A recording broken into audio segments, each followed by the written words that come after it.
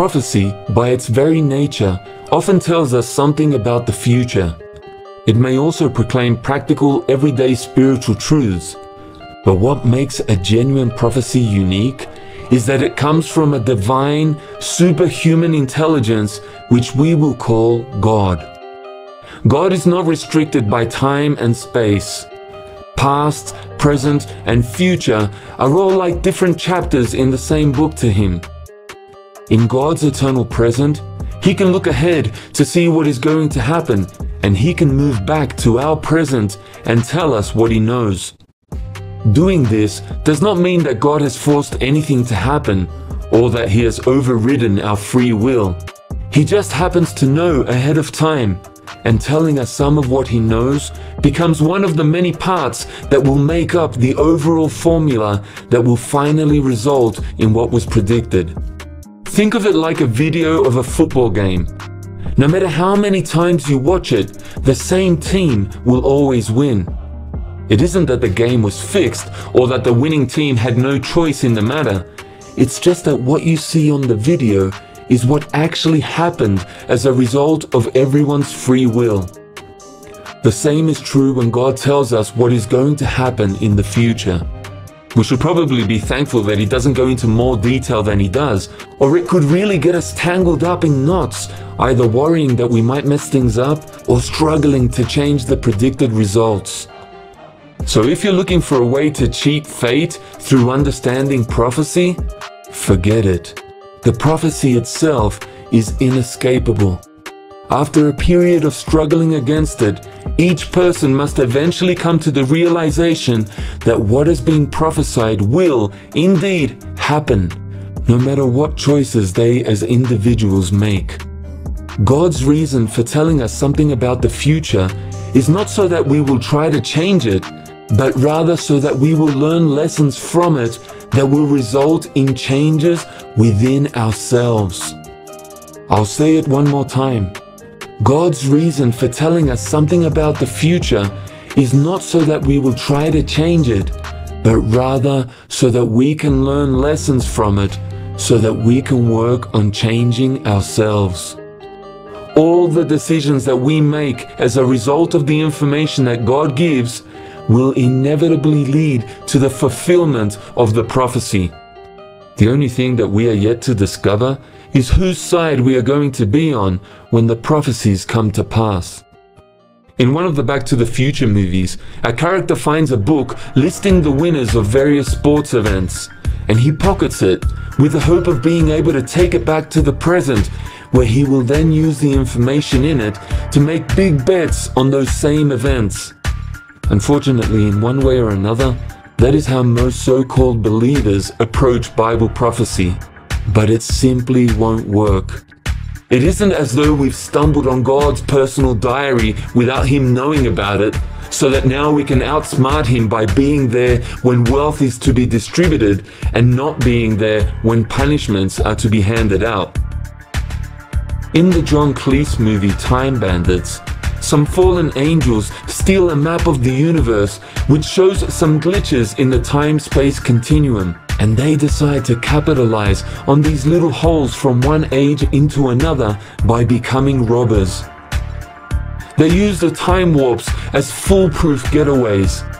But what they don't know is that the Creator Himself has set them up so that they will lead him to the glitches and enable him to make the necessary corrections. This is an important lesson, and one that needs to be made clear right from the start.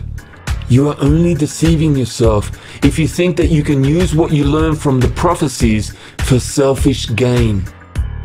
No matter what you do, you will still end up playing into God's hand. Now, God does occasionally use His knowledge of the future to prepare people in advance for disasters. He did that when He prepared Noah for the flood.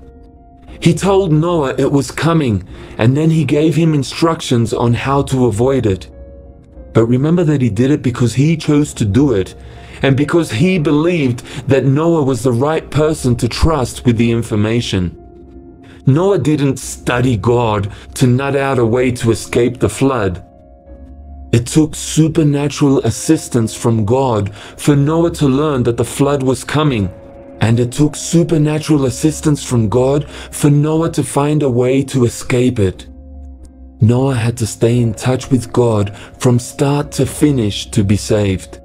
He couldn't just grab the disaster plan and run off with it to some secret hideout where he would devise his own scheme for salvation. If you're not willing to do it God's way, then you are just going to end up running around in circles, and it would be better for you to simply stop studying prophecy. God set it up that way, and there's no way around it. Of course, Noah wasn't the only one who was warned. You don't build a full-scale replica of the Titanic in your backyard without people asking a few questions about how you plan to launch it.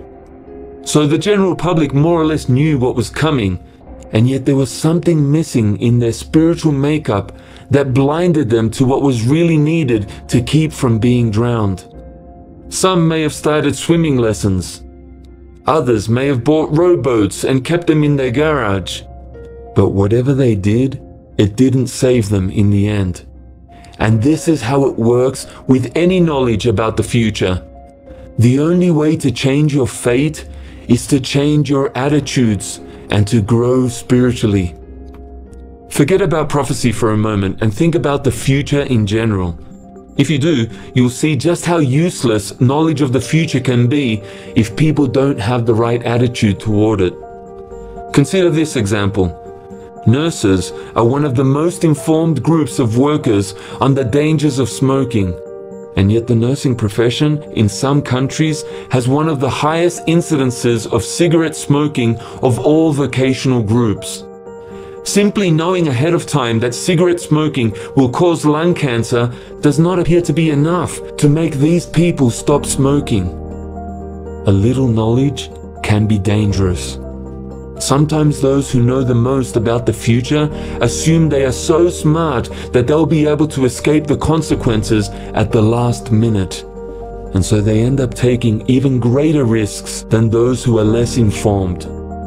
Can you see the lesson here with regard to Bible prophecy? If you learn some things about the future through studying prophecy, it could end up making you more reckless than ever and prove to be more harmful than if you had stayed blissfully ignorant, unless you change your attitudes and internalize the overarching lessons. Now for another illustration. The one thing we all know with absolute certainty about the future is that we are going to die. But what have we done about it? Most of us prefer not to think about dying. We try to blot it out of our minds. When someone is seriously ill, we shunt them off to a hospital, out of sight and away from the real world. All references to death are pretty much hushed up or avoided in our everyday conversations. Apparently, what we know most certainly about the future, we would rather not know. Yet, if we had the opportunity to discover exactly what day and place and under exactly what circumstances we would eventually die, most of us would not be able to resist finding it out. We would want to know, but then we wouldn't know how to handle the information once we had it. If we did know the exact details of our death, we would almost certainly ruin the rest of our lives by trying to manipulate things so that we would not be in that place on that day, or at least not under those circumstances. This is definitely not the way we are supposed to act on knowledge of the future, and such an approach will not change the future anyway. How much better it would be if people would just accept that they are going to die and then do all they can to make each day count for good between now and when they go. Instead, we waste our time trying to put off or trying to escape facing something that we all know is inevitable. Now let's return to Bible prophecy. There is a growing number of people who have discovered what the Bible says about the world today. They know that a world government is coming which will eventually turn evil. There are now many YouTube channels and Facebook pages that talk about the coming New World Order and the implications of Bible prophecy. Sadly, one of the most widely identifiable traits of these Bible prophecy enthusiasts is that they generate fear and panic without providing a real solution and without connecting their viewers to the teachings of Jesus. As a result, many of them, especially in the United States, focus on their personal right to possess guns. They do this because they want to protect themselves from this coming world government.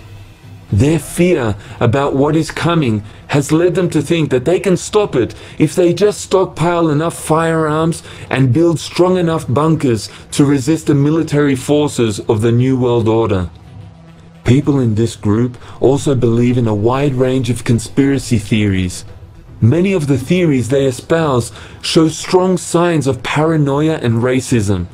Some of these individuals started with valid revelations about the future, but the fear that it generated within them led them to being sucked in by some of the most bizarre and ridiculous claims that the human mind could imagine. They have become addicted to conspiracy theories and are ready to believe any theory that professes to be against the establishment. Some of these people have even become a serious threat to minority groups such as Aborigines and Jews. Sadly, nothing seems to be more effective in turning people off the whole subject of Bible prophecy than taking a close look at the people who profess most strongly to believe in it. Their knowledge of the future has led them to mount various campaigns to save the world from the coming one world government. But these same campaigns may have unwittingly sped up the very process that they wanted to stop. Sociologists call this phenomena a self-fulfilling prophecy. Let me explain. When someone believes strongly that an evil government is coming, they will be tempted to react so strongly against the existing government that they will force it to become even stronger as it seeks to defend itself. In other words, their belief alone is enough to make the prophecy come to pass. But now consider the other possibility. Suppose these people that try to fight against the future world government achieve all the political power that they wanted. Suppose that the sky's the limit. How much power would it take before they would feel that the world was safe from the evil government that they fear? Because they haven't thought through such issues to their ultimate conclusion, they have no concept of a point where they can say, "This is enough power." Their paranoia would justify every new measure to increase power for themselves, until they themselves would eventually become the evil world government that they feared. As someone has said, we all believe in total control as long as we are the ones who wield it.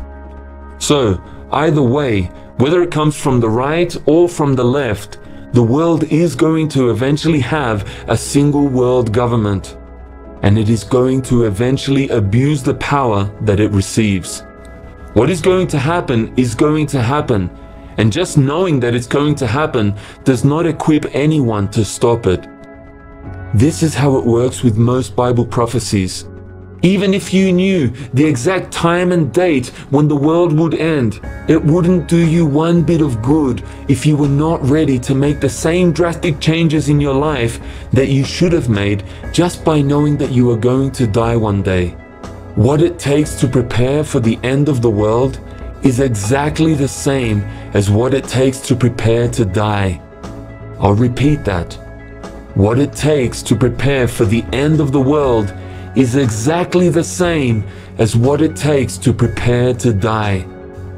Having said that, it is quite likely that most of the people who watch this video are going to ignore all this advice, if in fact they even bothered to watch the whole way through. All they really want to know is when it is all going to happen and what proof there is for such claims. And they want to know it so that they can set about devising a way to alter it, to disprove it, or to use the information for selfish ends. But that's their problem. The more important question is, what are you going to do? Are you going to look for the truth in prophecy with the willingness to change your entire life if God reveals that need to you? Or do you want to continue with your own plans and ambitions and come up with your own personal plan for salvation? So much depends on the decisions that you are making right now. But if you're prepared to make fundamental changes to your lifestyle to conform with God's plan, contact me at the address on screen so I can put you in touch with other people who are living out the teachings of Jesus today and preparing spiritually for the end times.